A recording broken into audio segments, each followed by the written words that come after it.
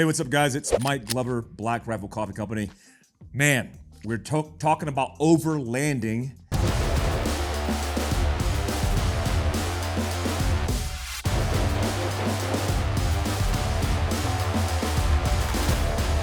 And we had the whole suite of family, everybody from the sons to the parents of Epic Family Road Trip. And now, last but not least, Caroline.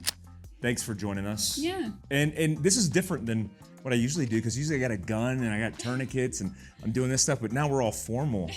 I joked with Caroline before.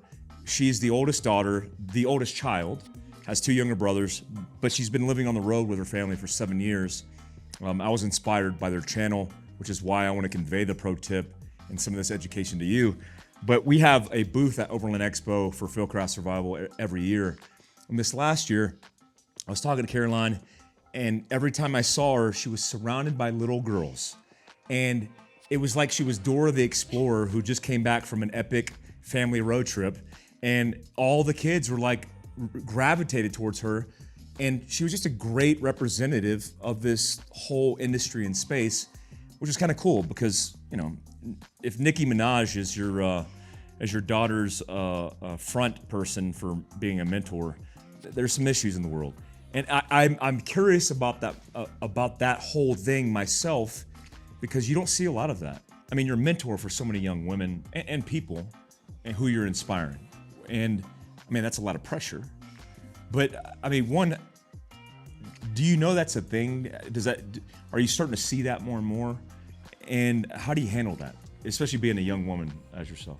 I think through our experiences, we've been able to build this platform and this audience of people from all different backgrounds. And then now hearing from them through our videos and through our experiences, they talk about what they've learned or how we've been able to inspire them or impact them in different ways. And especially for me, specifically from different women and young women who want to get into this industry or do this with their families or do this with their husbands and they don't know how to get started. Hearing that feedback from them, that I somehow inspire them to do this, cool. So awesome. Or that they've learned something, it makes it very meaningful for me and kind of very fulfilling doing what we do, that it can kind of give back to people in some way, and especially for me, to other young women. It's amazing. I was talking to your parents about, you know, how their origin story and how they pushed you guys into this world, and what they thought was they were going to have to contain you, and that was going to make you happy in that experience. But what they realized is, as soon as they opened up that RV and it was in the vehicle, that you guys were wild and free.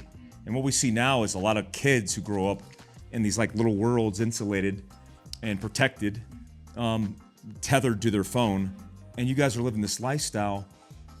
How has it been for you personally to experience this over the course of 7 years? Has it been hard? Has it been easy? Like, where are you at with it?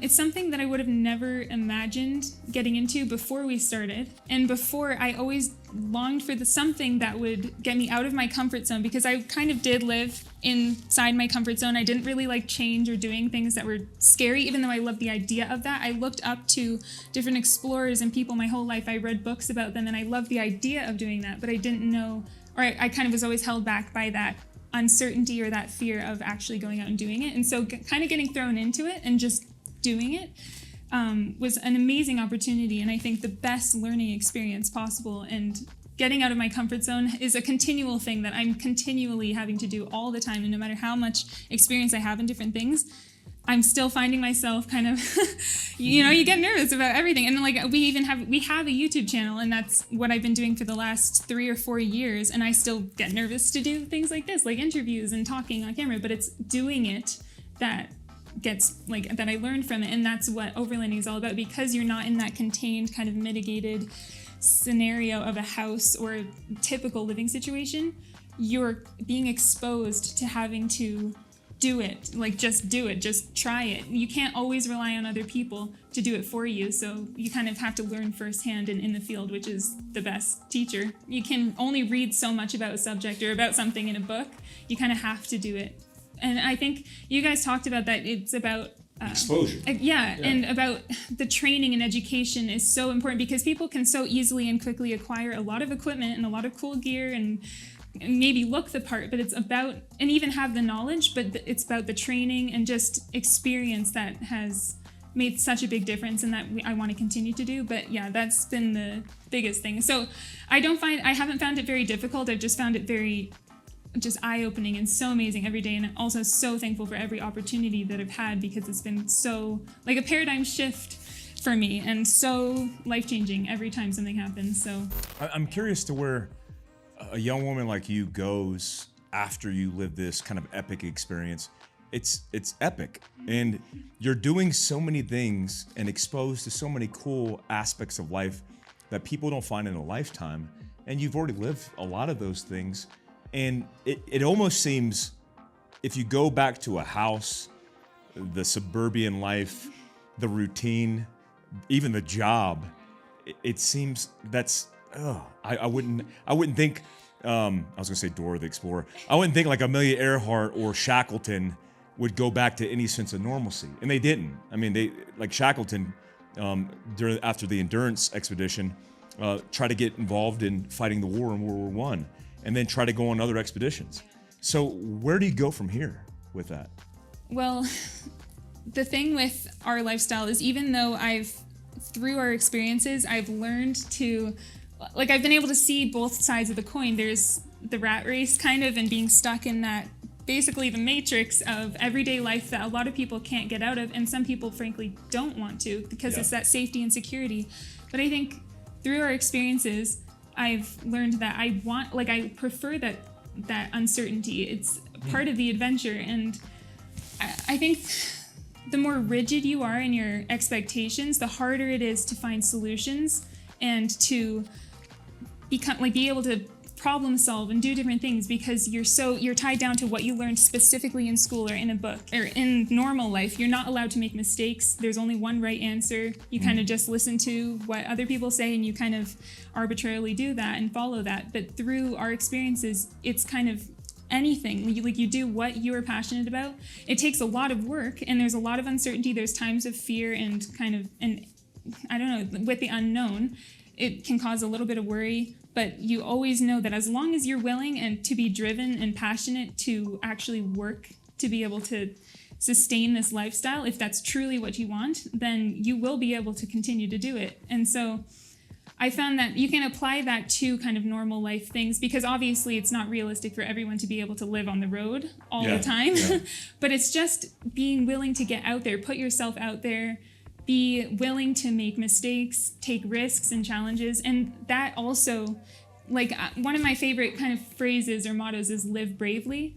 And because that's not necessarily just about hanging off the side of a mountain doing crazy adrenaline rush type activities. It's about the decisions we make every single day in our everyday life, the little decisions that could possibly lead to more and more opportunities, as long as we're open to that. So I found that even just with my education or with my career, different things, I could choose a more normal path, but I choose every day to make little decisions that maybe are a little more difficult, a little different. I maybe even get a little weird, like people wondering, what are you doing exactly? Or what is it that you're doing? Because it's so different, but I'm willing to to take the chance. Yes, because I found that is so much more rewarding and so much more fulfilling. And I've seen through the experiences and from my parents as my examples, they went from that kind of security, the nice house, everything like that, to living in a 24-foot motorhome with their 30 crazy kids and traveling all around the world, and that uncertainty. Let's talk about, so you gave the best pro tip. I was gonna ask you for like a pro tip, like where do you use the bathroom? Like how do you deal with your brothers? But the best pro tip is live bravely. Like just take chances and do things. And what it sounds like in everything that you said is you're living. So many people don't live because they conform, and you're living. I'm interested to know what your passion is. I'm interested to know what you're passionate about. You live a different world than many. Most people would say, well, I'm passionate about the TikTok. Like what? That's an application. That's weird. But what are you truly passionate about? I've had so many different hobbies throughout my life, and I think when I was younger, that's one of the reasons why I'm so thankful I get to do what I do now, because I'm sort of living that dream that younger me had and working towards that path. But when I was younger, my idea of what I wanted to do, I could never pick one specific career or one thing that I liked because I liked so many different things. But doing this kind of allows me to kind of focus on a lot of different things. But what I'm mainly passionate about is just living life to the fullest in every aspect. So not taking for granted a single day. And I think a lot of people with experiences like yours and who have been to countries that people live, like people from where we live, do not have a clue what struggle and anything like that is. Yeah. And so I think hearing that from other people and then also having a small taste of it, of going to different third world countries and things like that, I've learned that not to take anything for granted, not to take anything personally. Life every day is a blessing, every moment is a blessing. And so if you choose not to take the risk, not to take that opportunity that could potentially change your life and also be able to live your dream, that's for me what I'm passionate about, is continually working towards that, never settling for the normal or the safe option. I love that. You're like Miss America, but you're too good for Miss America. I think Trump owns that. It's weird because as I'm sitting here listening to you, I want young girls and young people to pay attention to you because you have a resounding message through experience. That didn't come because you saw a athlete or an actress talk about it and you're just emulating that. That's coming from a very deep and soulful place that you've learned over time. We often learn from our experiences, and a lot of people aren't experiencing life to its fullest. Let me ask you like a pointed question that has to do with pro tips. What's your favorite material object in the world? If you had to choose one, and you had to walk away from your car, you're clothed, so it's nothing weird. You're walking away from your car, and you have to take, or your Jeep, and you have to take one object, and you can never return to recover another object. What would the tangible object be? I think my camera. I was gonna say I knew it was camera. That's where I was going with this. Yeah, to be able to capture moments and capture the world around me and tell stories visually and film them as well. And I don't know, I never not have my camera on me anyways, so I think that would be what I would. I think that would be mine too. I got a Leica monochrome Q2 that I would definitely take. Where can people find your channel? And what platform? And then do you have any other social? What's that? Yeah, so my family, we have a YouTube channel and an Instagram called The Epic Family Road Trip. And then my Instagram is Caroline S. Van Stralen. And there I just post a lot of my photography. I need to get more consistent at posting. Yeah. But yeah, that's where that's kind of my passion place. I like to post about the places that we are. And then Epic Family Road Trip, that's where we document where we are. And so. Thank you so much, Caroline, for being with me Thank here today. you. Guys, Epic Family Road Trip on YouTube. All the links and stuff we'll provide below. A pro tip in life. Not just a pro tip technically, but sometimes it's good to talk about that life stuff. And these guys are living it, and I'm so inspired, and I hope you are as well. Until next time, stay alert, stay alive. Thanks, guys.